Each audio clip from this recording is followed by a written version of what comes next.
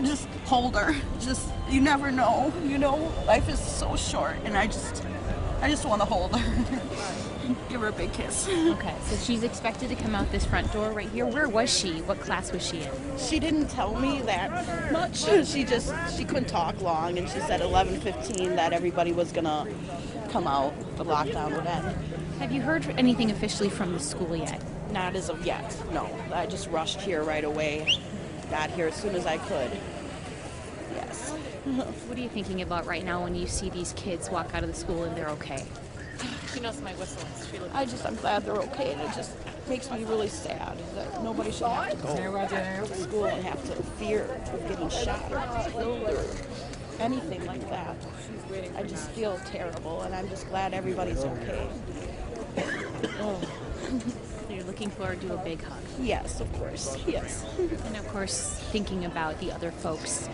As you heard, there are lots of rumors right now. Nothing's been confirmed. Police are saying, again, this is isolated, that it's over, the school is secure. We're watching kids start to come up right now. How do you send your daughter back to school after an incident like this? I don't even want to send her back to school, but I don't know. I can't even answer that right now. I mean, I know she's only got a few more months and she graduates, but it's just such a just disgusting feeling, just to feel sick. I'm going to give you some time here. I want you to give your daughter a big hug. We're glad she's okay. Thank you. I appreciate it. So again, back in studio, guys, there are a number of parents here waiting. They were told the kids will be released beginning at 11:15. As you can see, that is underway right now. Kids coming out of the front door of the high school. We've heard lots of cheers, seen some hugs already as parents are reunited with their kids. But again, not a whole lot of information. We know that there were shots fired inside the school just about 10:15 this morning. South went into lockdown, as well as Whittier Elementary School, which is nearby. Waukesha police have called this a critical incident. They tell us a suspect is in custody. This is an isolated incident. They are not looking for any more suspects at this time. As of right now, we have not received any information on injuries, anything like that. Those are details we are waiting for. Waukesha PD and the school district are preparing to talk to the media later today. They've asked folks to meet at the Pick and Save. Again, as you can see here at the scene, though, most people in this community coming right to the school. They are standing by, waiting to find their kids. We're watching some hugs right now. Very emotional. I can only imagine, as a mom of two kids, what it would be like to get this phone call, and it happened here today at Waukesha South. Again, a critical incident. A suspect is in custody. We can tell you that shots were fired inside the high school at 10:15 this morning. Kids were on lockdown here at South High School as well as Whittier, and just a couple of moments ago, the high school began letting kids out the front door. They are reuniting with their families right now. Lots of hugs, lots of tears, lots of fear here in Waukesha. Stay with us throughout the morning. Guys, I'm going to send it back to you in studio.